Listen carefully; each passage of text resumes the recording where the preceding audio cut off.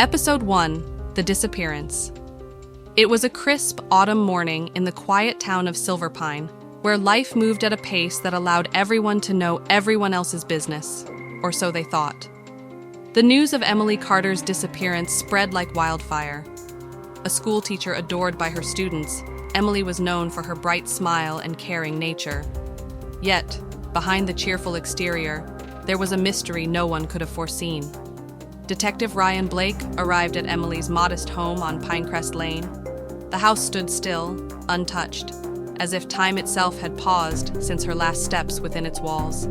From the outside, everything looked normal. Windows shut, mailbox empty, porch light still on. But inside, an unsettling silence hung in the air. Ryan entered cautiously, his boots clicking softly on the wooden floor. He noticed little details that gnawed at his instincts. A half-full coffee mug on the table, a chair slightly askew, and a book left open on the couch. It wasn't until he reached the dining table that he saw it. A single piece of paper, neatly folded, placed dead center. He unfolded the note, his heart sinking as he read the words scrawled in shaky handwriting. "They'll never find me." The implications were immediate and chilling. Had Emily left willingly, or was this some kind of taunt from an abductor? Ryan studied the note, his sharp eyes scanning the strokes of ink for any hidden meanings. But the more he looked, the less sense it made. Emily's fingerprints were on it, but nothing else in the house suggested a struggle or a departure. As Ryan moved through the house, he noticed other peculiarities. The fridge was stocked, her keys were on the counter, and her car was parked neatly in the driveway.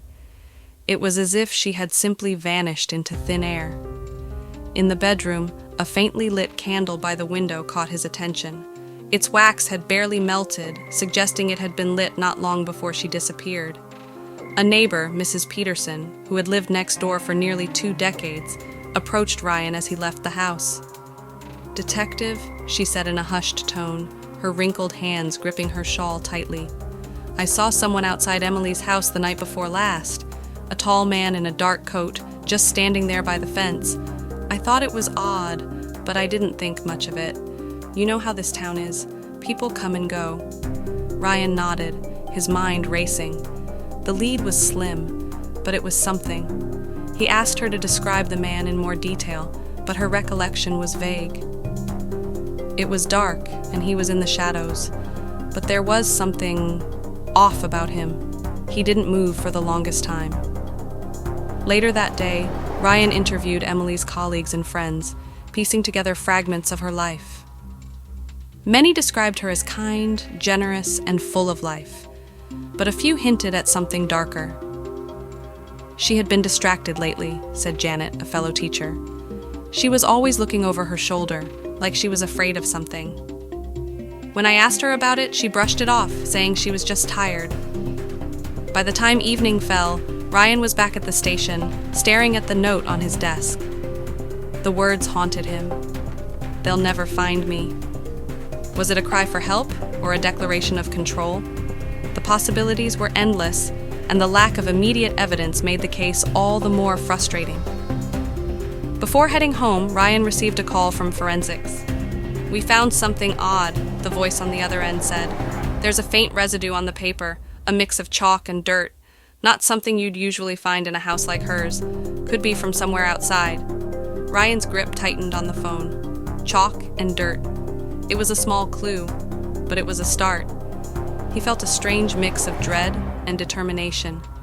Emily's disappearance wasn't just a missing persons case. It felt bigger, more sinister, like a thread leading to something far darker than anyone in Silverpine could imagine. As Ryan stepped outside, the cold night air bit at his skin. He looked up at the darkened windows of Emily's house, a sense of unease settling over him. Somewhere in the shadows of Silverpine, secrets were waiting to be uncovered, and he vowed to find them, no matter what it took. The first crack in the town's idyllic facade had appeared, and Ryan Blake was determined to follow it to the end.